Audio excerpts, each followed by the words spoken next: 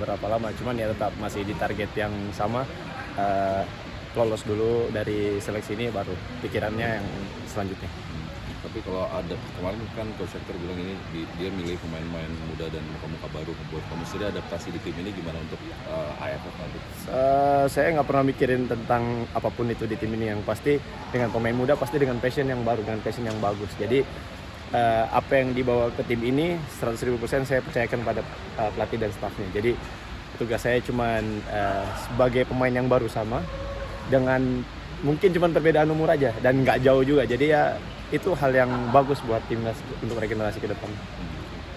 Cara jaga motivasi selama mungkin sempat menepi dulu dari timnas dan sekarang kembali lagi bagaimana? Saya tidak pernah berhenti karena ini salah satu passion saya di kehidupan saya. Jadi ini saya nggak pernah berhenti di futsal. Apa yang harus diperbarui dari saya terus akan upgrade.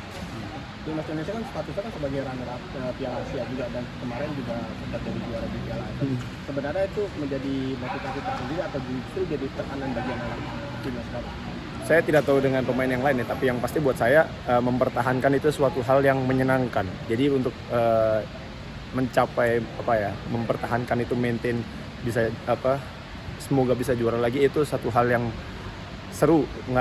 Kalau buat saya bukan jadi satu hal yang beban, jadi satu hal yang mungkin harusnya kita tingkatkan gimana caranya untuk menunjukkan kalau level futsal Indonesia itu semuanya sama. Dari Coach Hector sendiri ada target pribadi nggak sih yang ditekankan kepada pemain?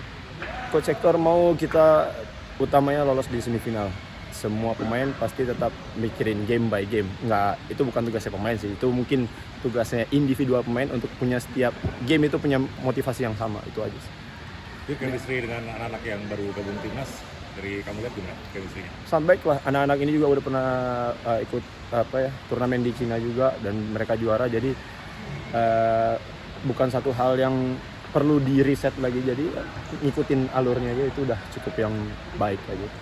Melihat persaingan di AFF besok gimana? Kalau di AFF kayaknya setiap tahun juga sama ya, mungkin karena ada legasi, tapi bukan suatu hal yang menjanjikan, tapi legasi dari AFF sebelumnya, dari pemain-pemain sebelumnya yang udah menjadikan Indonesia di juara AFF, itu salah satu hal yang bagus untuk mental saya pribadi ya, maksudnya karena ini futsal Indonesia bukan futsal saya pribadi. Lebih berat Vietnam atau Thailand? Beda ini sih ya, kalau Vietnam tahu sendiri di AFF, di AFC, di SEA Games itu dengan intensitas yang tinggi. Kalau di Thailand juga intensitas tinggi tapi nggak setinggi Vietnam, lebih ke taktikalnya. Jadi mungkin ngadepinnya juga dengan cara yang berbeda. Kalau dari Coach Hector ke pemain membawanya seperti apa? Maksudnya kan kemarin SEA Games di Thailand kita bisa juara nih, sekarang main di Thailand lagi. Main dimanapun, yang membedakan kalau main di Indonesia passionnya bertambah, itu aja. Jadi kayaknya kalau bagi pribadi anak-anak nggak ada mikir kita main di Thailand takut dan lain-lain, harusnya sih enggak ya. Jadi ini satu hal yang baik buat gimana caranya kita berada di kandang lawan tapi bisa mempertahankan, semoga bisa mempertahankan gelar yang sudah didapat sebelumnya. Terima kasih.